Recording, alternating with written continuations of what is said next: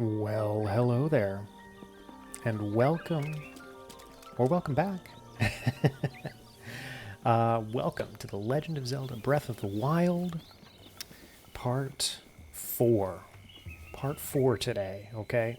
We're starting off with some Kakariko Village action. We're picking up some things that we had missed the first time around. A couple of koroks, a couple little items, nothing special. We have our first big challenge today, okay? That's right. It's our very first Lynel. Those guys are serious business. Those guys are bad news, okay? Especially for a little fella like me with 4 hearts and like terrible weapons and shields and stuff like that. No armor. A Lynel is a really bad idea at this point in the game. But apparently that's what I've chosen to do. So we'll have to see how that turns out. But first, gathering, okay? Koroks items. Cool. Let's do some. I do have to let you know. Looks like we're only going to be doing the edited version of this series from now on. Apparently, the rules, right? The rules of Nintendo say that you can't just have videos of just the gameplay by itself. Nintendo does not want to advertise their game at all, I guess. You can only put up videos of Nintendo games if they include some creative things that you've added to it yourself, such as a voiceover or whatever. Fair, fair. That's fine. This is an important one that we're picking up here. This is a chest in the water behind Impa's house. It's a very easy one to miss, and it's a very powerful sword. Strongly recommend you get it. 8-fold long blade. Nice. And look, our inventory is full. This is my favorite thing in the world to do. Let's throw a weapon and pick up another weapon, shall we? It's a pretty big upgrade. We threw away a spear with 3 power to get a sword with 32, so that's good. We have to talk to Impa, right? Because we went to the tech lab last time. That's what she wanted us to do. So we did what she wanted, and she's very happy. And now she wants us to do something else. The camera that we got has some pictures already in it. What? Right? How is that possible? Apparently, if we visit the locations in those pictures, things will happen, Some things will happen. So we're going to try to go to one of those today. That's the goal. But again, some gathering, some koroks, some camera shots along the way. I do love my camera, right? Using the camera to take pictures of everything. Hey, did you know that Tears of the Kingdom is coming out in less than a month? Did you know that? Because I didn't really realize that until today. And I'm going to have to play some more Breath of the Wild if I want to finish it before Tears of the Kingdom comes out. So I'm going to be trying to upload a few more videos here, so look forward to that, right? Look, we found a traveler. He was describing what happened to me when I woke up at the Shrine of Resurrection, and I was too busy blabbering on to read it. It's a Yiga. He's going to attack us. But now we can take a picture of him. Nice, right? Nice. I have a little bit more problem with this guy than I have with the other ones. Just, they're so dodgy. They dodge around. They do silly stuff, right? I'm also still not very accustomed to the combat yet. I'm still de-rusting, okay? I'm still trying to get used to it. I've played too much Elden Ring, and, the controls and such between Breath of the Wild and Elden Ring are, they're not the same, They're similar. There's some similarities, but they are not the same, let me tell you. So, we're still remembering how to play. We're gathering this one more korok, And then we're going to be entering the field area, which is off to my right now that you can't see. This is the area if you go past the fairy fountain behind Kakariko Village and you take a left at the fork, you're going to end up in this area right here. There's a whole bunch of wildlife, a whole bunch of cool stuff to do. There's a mountain buck. There's actually several mountain bucks, and we need that.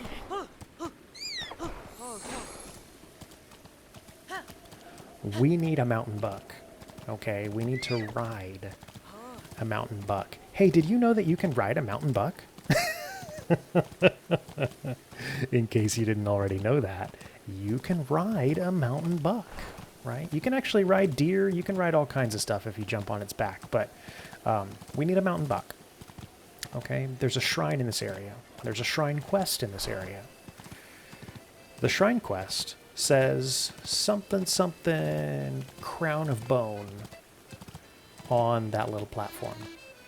It says it in a much more elegant way than what I've said here, but that's the shrine quest. And the answer is that you have to mount a buck and ride it onto that little platform, and lo and behold, arises the shrine from the ground. There you go. That's how you do it.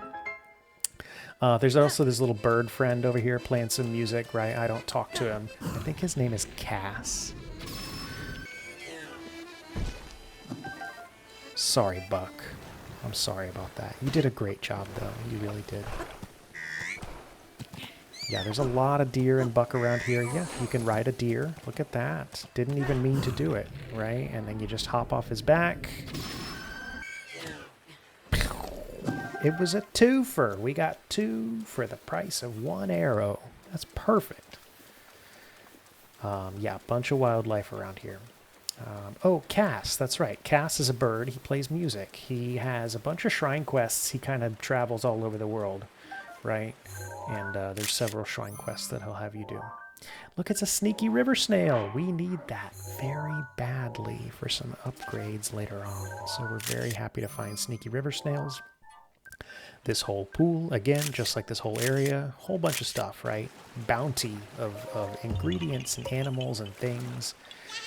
And a korok. Love a good korok, you know what I'm saying?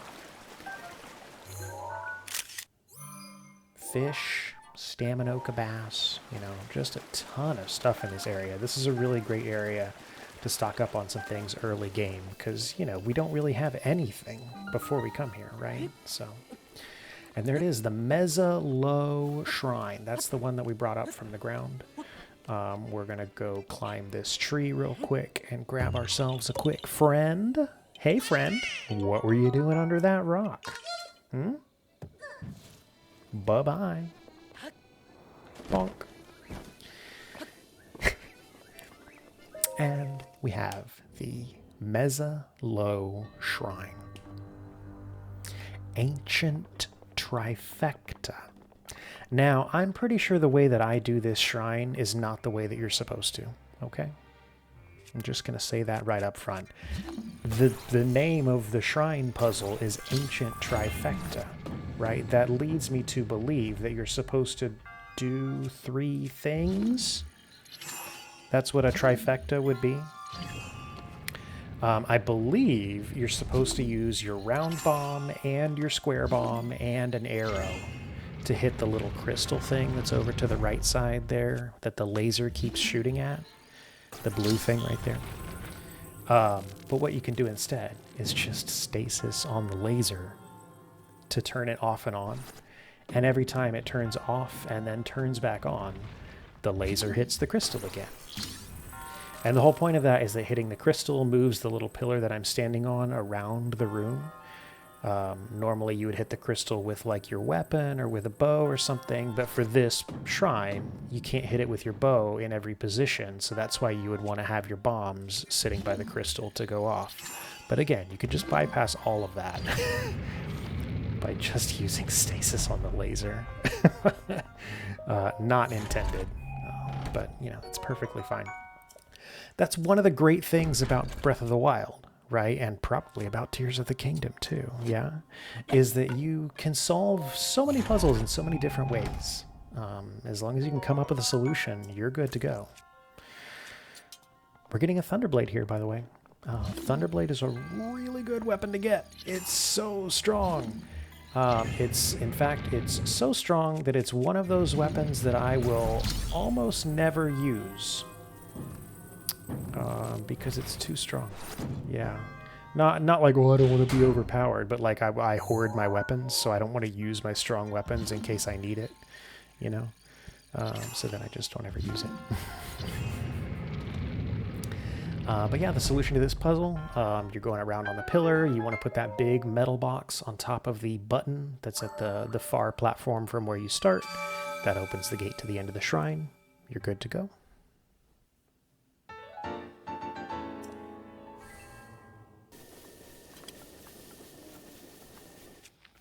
And we're back outside. Look, it's our very first electric keys. Those guys can be pretty dangerous. They die to one bomb, mind you, so you should probably kill them with a bomb. They can be dangerous because if you try to hit them with a weapon and they get too close to you, they will electrocute you. And if you're wearing a metal weapon, then you will drop your weapon and they'll just electrocute you over and over again as you go to pick up your weapon. So, you know, be careful about that, right? We're going back to Kakariko Village here because I have suddenly realized, right, that I've signed myself up for something that I'm not really confident in my ability to do right now. You know, I'm still rusty. Let's just say that right up front. I'm still rusty. I've got 4 hearts. I've got very weak weapons and armor. And I have a plan. I have a plan in my life to defeat a Lynel today. I don't think that I want to do that with 4 hearts, you know? So I'm going for heart number 5. 5 hearts is not really that much more than 4 when it comes to killing a Lynel, but it's better, right? I mean, it's 20% more hearts, so 25% more hearts. Anyway, it's more hearts. That's a good thing. But yeah, we got to go in this direction. If you look on the map, which you can't see now, we'll see it in just a second. If you look on the map, there's a big body of water down there that we're running towards. There's paths that go along the water, so you don't really have to do this the way that I'm doing it. This is just the way that I prefer to do it, because part of what we're going for here is there's going to be a shrine, okay, kind of forward from where that is. In order to get to that shrine, you need to be able to climb, and it's much easier to climb here than it is to climb further in. Okay. Also, you can see here, again, very, very, very thankful that I got that extra tick of stamina early on, because that allows me to actually climb all this stuff. Thank goodness. And look, we found a rare ore. Those are amazing, by the way. Look at that. 2 ambers, a topaz, and a ruby. That's like $700 or something. That's crazy. That's really good. Maybe it's not 700, but it's a lot of money. That's really good. We get further on. We're going towards that waterfall. There's a shrine behind the waterfall. And look, it's raining. So I'm very glad that I made the decisions that I have. If you didn't know this, okay, in Breath of the Wild, when it's raining, you can't really climb at all because it makes everything wet and you just slip and fall all the time. So if I had come here planning to climb up into the shrine from here, I wouldn't have been able to do it. But because we were on top, we were able to jump down to the shrine. So perfect, right? Everything worked out perfectly. Also, this shrine is the first time that you're going to see these things. Luminous stone deposit. Those are amazing. Okay, you really love to see luminous stone deposits. They give you luminous stones. Surprise, surprise. Luminous stones themselves aren't actually very helpful. They let you upgrade a certain armor set later on that's pretty garbage. You don't really care about that at all. But each luminous stone sells for 80 rupees. And I just picked up like 5 of them, right? Like it was nothing. So that's 400 bucks, just like that. Like luminous stones are great. Anyway, here's the Dao Na shrine for the 3 boxes puzzle. You know, I didn't realize this until just now, but the previous shrine was the ancient Trifecta, which is 3. And this shrine is 3 boxes, which is also 3. Very suspicious, very strange. What's up with that? Anyway, there's 3 boxes here that we need. You can see I'm using magnesis to pull all the boxes onto this very big button. The button is not doing anything at the moment because it needs to have... Anybody want to guess? It needs to have a certain number of boxes placed on the button in order for the button to go down. Any guesses? I'll give you a hint. The name of the shrine is 3 boxes. That's right, it takes 3 boxes to push the button down. Also, you can see that I forgot to take pictures of a few weapons that I had, so very important to keep up with that, right? You would hate to forget to take pictures.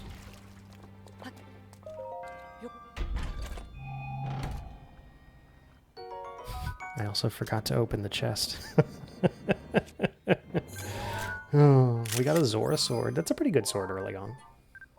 15 damage, not bad. And it's super cool looking. Yeah. It's a nice one. Much better than the soldier's spear, I can tell you that.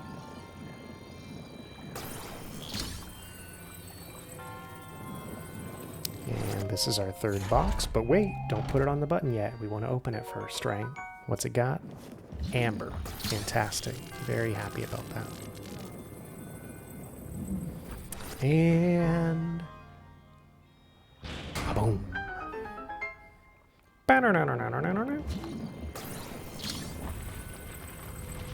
So we need this. What are we going to do with the big metal box? Well, we're going to put it on this thing. Right? And then we can put ourselves on that thing. And then we'll be able to hop onto the box. And that'll let us finish the shrine. Perfect. There you go.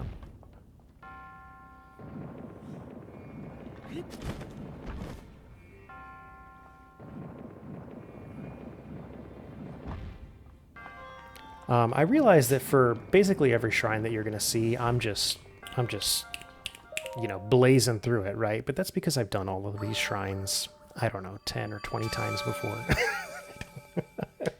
So, if you come through here, right, if you've never played Breath of the Wild before and you want to play it because of watching me, A, that's amazing and I love you and you should tell me about that.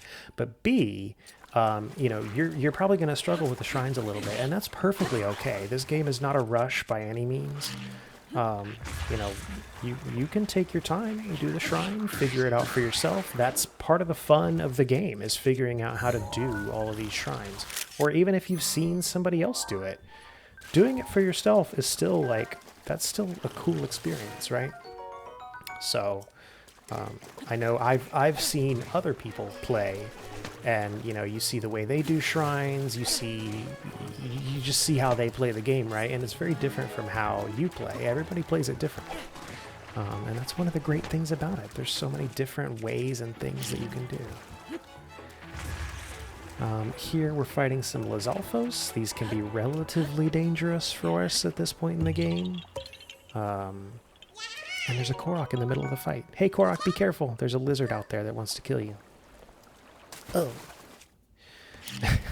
The Lizalfos, when they're in the water, they like to stay in the water and just shoot water at you. So I usually just chuck bombs at them until they die, or I was using my boomerang there, so that's a good idea too. Here we have a few bokoblins that want to kill me, and we have our very first black bokoblin. Okay.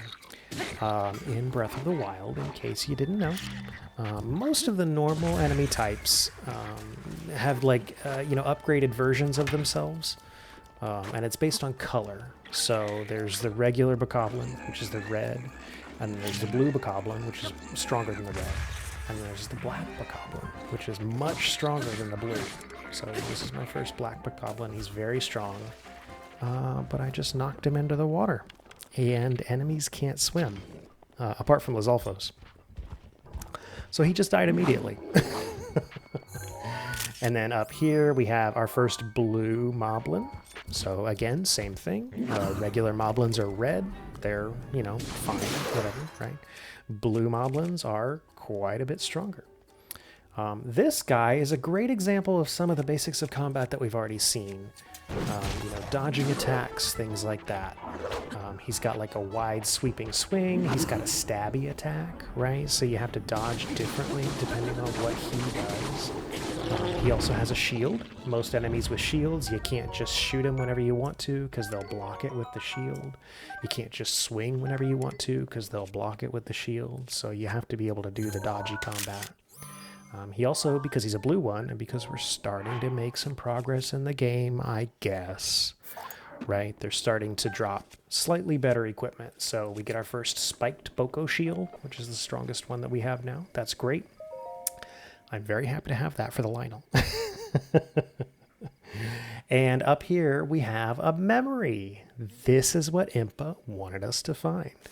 So there are various places around the world where you have pictures in your camera of this place 100 years ago, okay? And you make it back to the same place in present day, and Link goes, "Oh, I remember."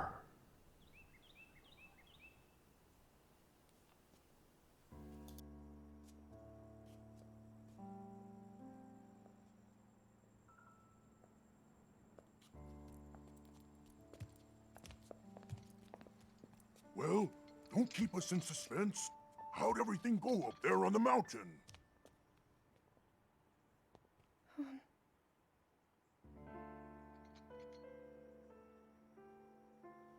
So you didn't feel anything?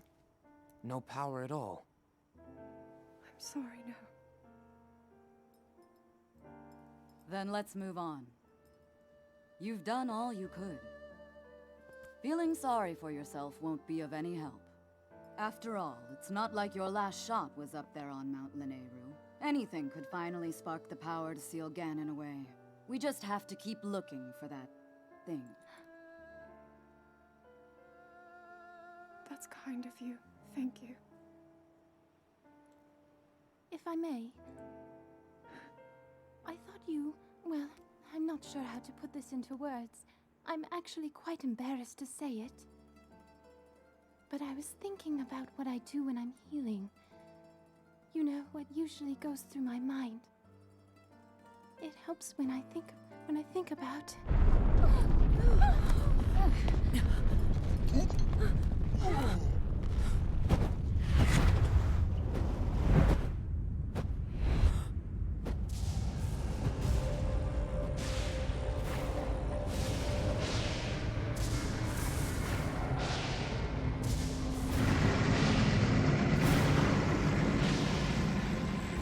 It's here. This is it, then. Are you sure? Positive. It's awake. Ganon.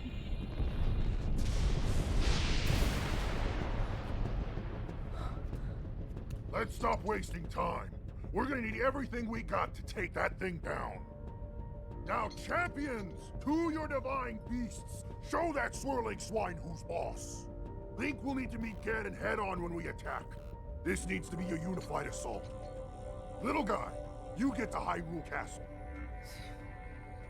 You can count on us for support, but it's up to you to pound Ganon into oblivion. Come, we should go.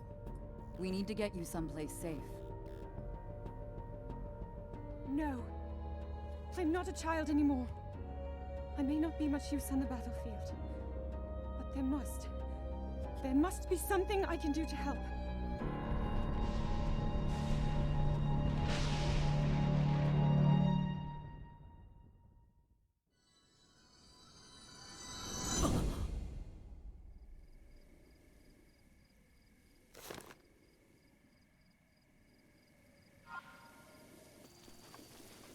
And now, that's right. It's time. I hope you're ready. It's a Lynel. Lynels are some of the most challenging enemies in Breath of the Wild. Okay? They are extremely strong. They do a ton of damage. They have very powerful weapons, shields, and bows. They have a ridiculous amount of health. This guy apparently didn't notice me because I have my stealth armor on, so that's cool. Yeah, they're very, very strong, and I'm still rusty, okay? I'm still very rusty. So he just kills me in one shot. Thankfully, I have some fairies, because if I didn't have fairies, I wouldn't be doing this fight. Okay? He's got several attacks that are hard to dodge. Yeah, you want to use your shield parry when he does certain attacks. When he's just standing there and he does swings at you, you really want to do your dodge. But there's a very specific distance that you want to be from him to be able to get the flurry rush, which is the counter attack that you really need to be able to get if you want to have any hope of killing him. That right there. That's what you want to get, okay? If you want to fight a Lynel, you have to be able to do that 20 times in a row. Especially at this point in the game with really terrible weapons. You can see his little red health bar. You can see how much damage I haven't done to him, right? And he broke my shield. That's bad. That was my strongest shield. That's bad. He broke my shield. He's already broken one weapon, and he's what? He's lost 20% of his health, maybe. So at this point, I'm really concerned about our ability to actually finish this fight. As long as you can dodge his attacks and shield parry the ones that you need to, you're relatively safe. You know, relatively, right? As long as you know what you're doing, as long as you just perfectly parry and dodge everything. It's just that easy, right? Just play perfectly, and you're safe. But, I mean, honestly, the biggest thing that I was concerned about here is just running out of weapons, right? He has so much freaking health. I have not a lot of weapon slots. And not a lot of strong weapons, okay? It's a very real possibility that just all of my weapons will break before I'm able to kill him. And that would be very sad. Guardian Sword's badly damaged. It's about to die. It's broke. So we still have several weapons left. We're still, you know, okay, right? We're going to bust out the big weapon here, the 32 damage. It's a two-hander, so you do have to be careful using two-handers against Lynels, because you really want to have your shield out there in case he hits you, or so that you can do the shield thing. He also regularly will jump back and do this little fireball attack. I tried to shoot him in the face to stop it from happening, and apparently I missed, which is fine. If he feels like he can't reach you for some reason, he will suddenly pull out his bow and shoot a crap load of arrows at you, so you don't really want that to happen. You pretty much want to stay in melee range as much as you can. You can see now that I have this bigger weapon doing, you know, a little bit better damage. The two-hand weapon gets fewer attacks in a flurry rush. You only get 4 attacks, but they're much bigger attacks. So we're starting to chip away at him. He's getting low, you know. And that's what we're looking for when he does the fireball. You shoot his face, you stun him for a second, and you jump on his back and get some free hits in. Nice. Sorry, I had a dog.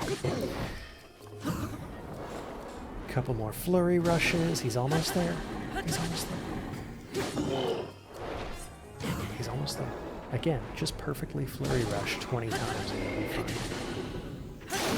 And there we go. Our big sword broke. Weapons do double damage when they break, by the way, so that last hit was a 64-point hit. And then he's dead, and he drops a whole bunch of stuff. You get his weapon, you get his shield, you get his bow, you get horns and hooves and stuff like that. And they usually drop some elemental arrows. I think this guy dropped 20 ice arrows. That's pretty amazing. I don't ever use them because I'm a hoarder. But I have them, right? That's a good thing. Maybe I'll try to use them. Maybe I'll make myself try to use them. And with that, we are gonna be done for the day. We beat a friggin' Lynel. That's amazing. That's amazing. At this point in the game, to beat a Lynel, that's amazing, okay? You're not supposed to do that.